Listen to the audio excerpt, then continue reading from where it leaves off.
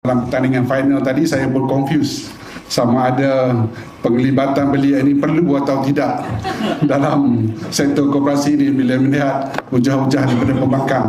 Tapi kita harus yakin dan percaya kalau kita rasakan bahawa sektor ini sudah hebat, tapi dengan penglibatan belia dan mereka yang profesional, sektor ini akan menjadi lebih hebat pada masa akan datang.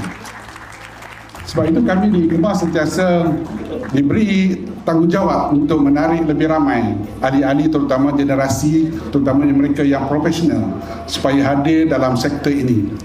Kami di Gemah ini menganjurkan program tidak kurang daripada 40,000 peserta setiap tahun. Sudah tentu kami perlu memikirkan untuk membuat segmen di manakah sasaran-sasaran yang perlu kita berikan penumpuan, dan saya akan membawa idea kepada pengurusan tertinggi supaya kita mewujudkan sahabat muda kita bagi Ikhmah ini untuk membantu kita dalam proses untuk memperkembangkan sektor ini, terutamanya mewujudkan satu kelestarian berdaya maju pada masa akan datang.